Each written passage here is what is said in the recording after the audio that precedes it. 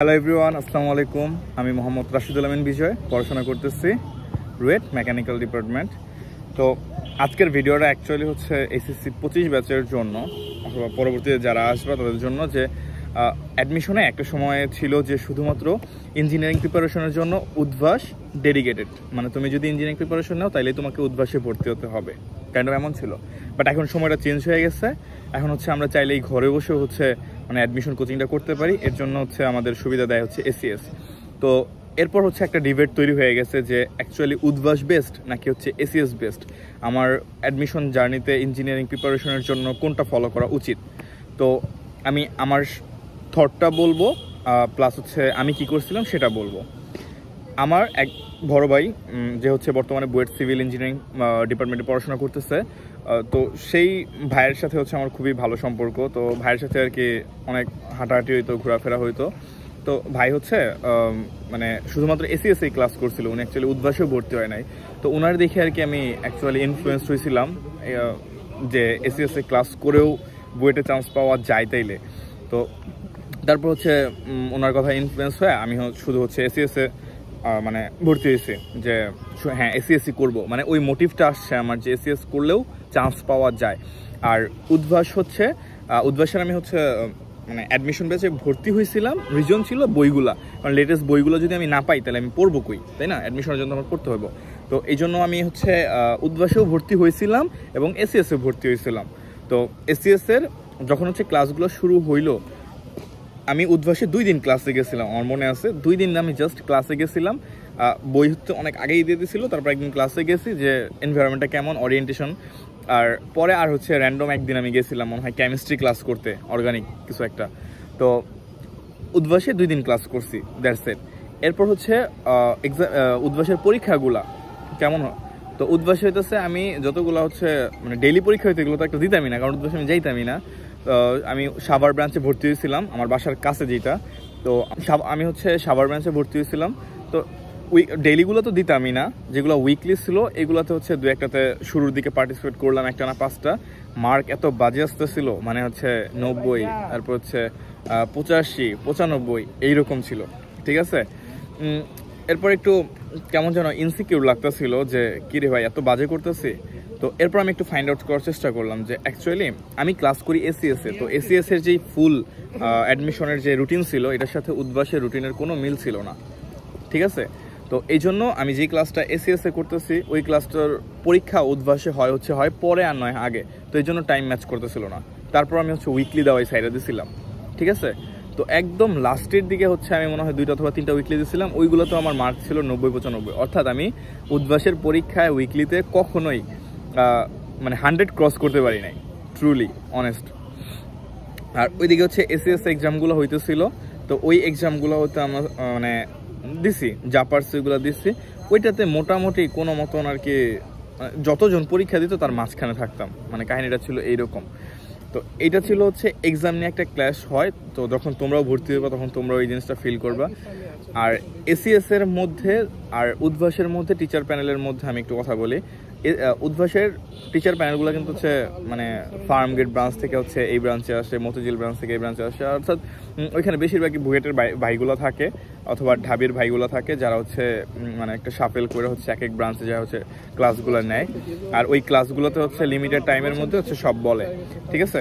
আর ACS আমার কাছে এই জন্য ভালো লাগতো যে এসিএস এর মধ্যে যে জিনিসটা আমি পারি, হ্যাঁ এটা তুমি পারি এটা কিন্তু বলতে পারতেছো, কিন্তু পারার মানে কতটা ইজি ওয়েতে, কতটা শর্টকাটে হচ্ছে তুমি এই জিনিসটা সলভ করতে পারো, এটা হচ্ছে উদ্ভাসে মানে কি বলে অ্যাডমিশন হচ্ছে খুবই ইম্পর্টেন্ট। তো এটা আমি উদ্ভাসে ক্লাস যেহেতু আমি ঠিক মতো করি না, এই জন্য আর কি আমি এই জিনিসটা ওইরকমভাবে মানে জানা নাই যে আর কি কতটুকু বুঝাতে পারতো। বাট এসিএসে এই জিনিসটা বেসিক থেকে শুরু করে ওই শর্টকাট পর্যন্ত হচ্ছে তোমাকে নিয়ে যেত।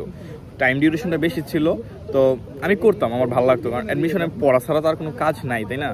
তো যা থাকতো ডেইলির ভিডিও একদিন রেকর্ডেড হইতো, তারপরের দিন হচ্ছে আমি ওইটা 1x or 2x হচ্ছে দেখে ফেলতাম, দেখে এরপর হচ্ছে নোট করতাম, ঠিক আছে। আর অ্যাডমিশন টাইমে আমার কাছে মনে হয় যে বাসায় থেকে পড়াশোনা করাটা বেশি ইফেক্টিভ, হ্যাঁ মানে অ্যাজ পার্সপেক্টিভ আমার। কারণ হচ্ছে বাসায় পড়লে অ্যাটলিস্ট বাবা মার কেয়ারটা পাবা, তোমার স্ট্রাগলটা তোমার বাবা মা দেখতে পারবে। আর তুমি আর কি সব কিছু নিজের মতো করে হচ্ছে গুছাই নিতে পারবা। আর যদি তুমি ওই টাইমে হচ্ছে শিফট হও অন্য কোনো একটা ব্রাঞ্চে, তাইলে আর কি যে ওইখানে একটু খাপ খাওয়ানোর ব্যাপারটা মানে আইসা পড়ে। তো ওই জিনিসটা যদি কারো প্রবলেম না থাকে তাহলে হচ্ছে তোমরা উদ্ভাসে যেতে পারো। এখন এসিএস আর উদ্ভাস দুটাকে মিক্স আপ করে হচ্ছে কীভাবে পড়াশোনা করছে আমার ফ্রেন্ডগুলা, তারা হচ্ছে একটু পর বলবে। আমার এক ফ্রেন্ড হচ্ছে অপূর্ব, আর এক ফ্রেন্ড হচ্ছে রাব্বি। তো এই তো এটা ছিল হচ্ছে আমার এক্সপিরিয়েন্স, এখন তাদের এক্সপিরিয়েন্সগুলো শোনো। অপূর্ব, কে অবস্থা তার? আলহামদুলিল্লাহ। আচ্ছা ঠিক আছে। তো অ্যাকচুয়ালি ভিডিওর টপিকটা হচ্ছে যে উদ্ভাস আর এসিএস এর মধ্যে কোন কোচিংটা হচ্ছে আমার চয়েস করা উচিত এবং হচ্ছে কেন চয়েস করা উচিত, আর কোন পার্সপেক্টিভে হচ্ছে পড়া উচিত অ্যাডমিশনে, মোটামুটি আর কি কোচিংগুলোর উপর বেস করে। আর কোচিং তুই কোথায় করছিলি এই ব্যাপারটা আর কি। আচ্ছা, ফার্স্টে আমি আমার ওটা বলি। আমি মূলত ফার্মগেটে ছিলাম।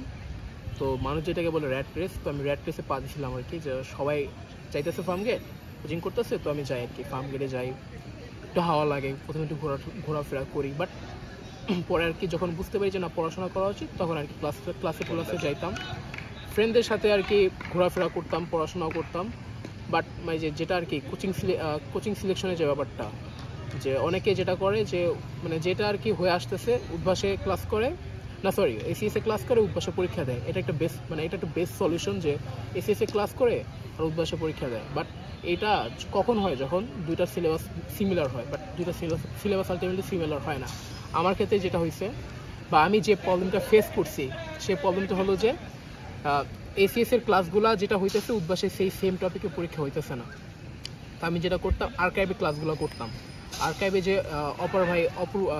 অপর ভাই রাকিবুল ভাইয়ের যে এমসিকিউ ক্লাসগুলো আছে, অভিদাদার যে এমসিকিউ ক্লাসগুলো আছে, অভিদাদার যে সিকিউ ক্লাসগুলো আছে সুন্দর, ওগুলো করতাম আর উদ্ভাসে গিয়ে পরীক্ষা দিতাম। বাট তাও আমার হইতেছিল না।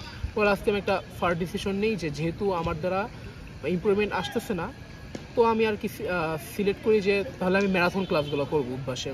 তো দীপ্র ভাই ছিল ম্যারাথন ক্লাসগুলো, তাসির আঞ্জম ভাই ছিল, এদের ক্লাসগুলো করতাম। আর আর্কাইভ ক্লাসগুলো থেকে অভিদাদার ক্লাসগুলো আর কি করতাম, করে আর কি পরীক্ষা দিতাম। তো পরীক্ষা দেওয়ার পরে দেখি যে না মোটামুটি ভালোই আসতেছে। প্রথম দিকে মার্ক খুবই খারাপ ছিল, ডিসঅ্যাপয়েন্টেড ছিলাম। বাট শেষের দিকে আর কি মানে মোটামুটি একটা লেভেলে চলে গেছিলাম যে 130 140। বাট আমি এটা স্যাটিসফাইড ছিলাম, কারণ আমি ফেয়ার ছিলাম। অনেকে দেখা যেত যে উদ্ভাসের যে কোশ্চেনগুলো আছে, এই কোশ্চেনগুলো আগে থেকে কালেক্ট করে পরীক্ষা দিত। বাট এগুলোতে ডিসঅ্যাপয়েন্ট হওয়া যাবে না। Rank doesn't matter. র্যাঙ্ক তখনই ম্যাটার করে যখন আর কি তুমি দেখতেছো যে সবাই ফেয়ারভাবে পরীক্ষা দিতেছে। আসলে এটা হয় না।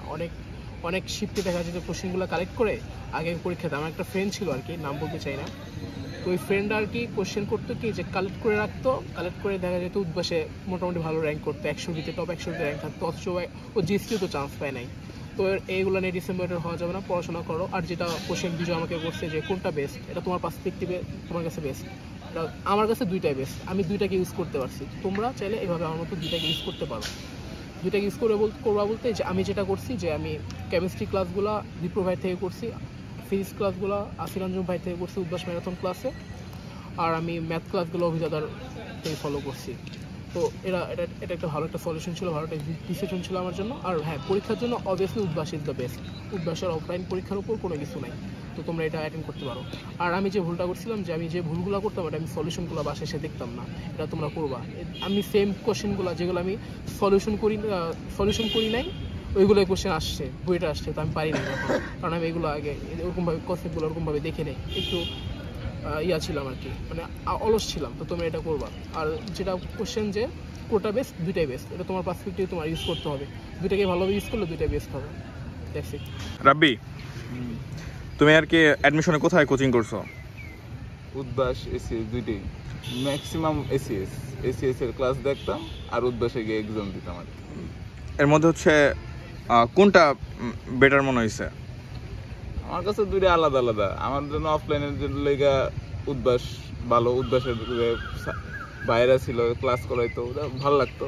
আর অনলাইনের জন্য এসিএস বেস্ট, কারণ আমার পড়াশোনা আমি আমার নিজের মতো পড়তে খুবই ভালো হয়েছে, নিজের স্পিডে নিজে পড়ো, নিজে বুঝে পড়ো।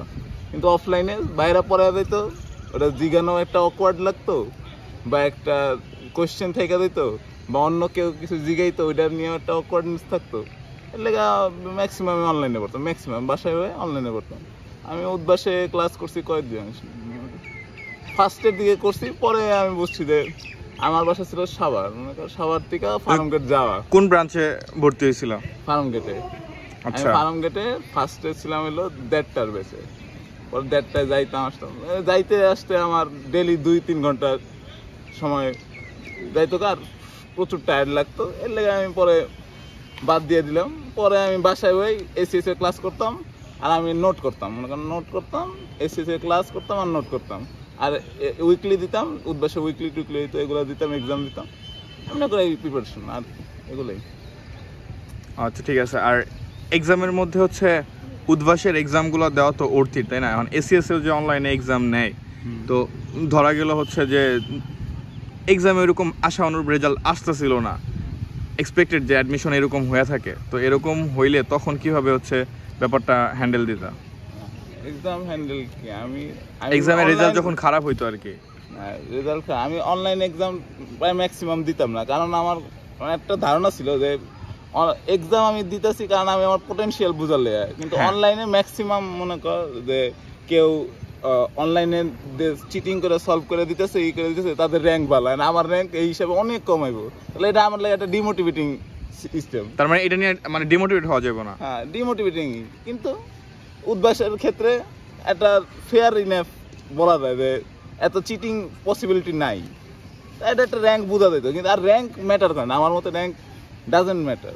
আমার র্যাঙ্কই অনেক কম ছিল, আমার লগের বন্ধু যারা ছিল ওদের র্যাঙ্ক অনেকের ছিল ওই উদ্বাসে এক্সাম দিত 200-র ভিতর, 500-র ভিতর, আমার র্যাঙ্ক থাকতো 2-3 হাজার বা 150 এরকম, 150-1,500-এর মতো এরকম সামথিং যাইতো, আমার হাইয়েস্ট র্যাঙ্ক এরকমই ছিল। কিন্তু ওদের থাকতো, দেখতাম যে ওরা হয়েছে, কিন্তু পরে যখন অ্যাডমিশন শেষ হলো, তখন দেখলাম ওদেরও যেমন, ওরাও যেমন যে জায়গায় চান্স পেয়েছে, আমার ওই সেম, ওদের র্যাঙ্কের পাশাপাশি আমার র্যাঙ্ক, কিন্তু আমার উদ্বাসের র্যাঙ্ক ওদের থেকে অনেক ডিফারেন্স। তাই আমার মনে হয় না র্যাঙ্ক ডাজেন্ট ম্যাটার। তার মানে কোচিং এর র্যাঙ্ক আসলে এরকম ম্যাটার করে না? ম্যাটার করে না, কিন্তু ম্যাটার করে একটু নিজের ইমপ্রুভমেন্টের লেগাতে, নিজের ভুল ভ্রান্তি এগুলা দেখা, এগুলা জানা, এটা সলভ করা, এই আর কি আমার। আচ্ছা ঠিক আছে, ধন্যবাদ। আজকের ভিডিওটা হচ্ছে এই পর্যন্তই। যদি একটু উপকার হয়ে থাকে অবশ্যই একটা লাইক দিও আর সাবস্ক্রাইব করো। আল্লাহ হাফেজ, টাটা।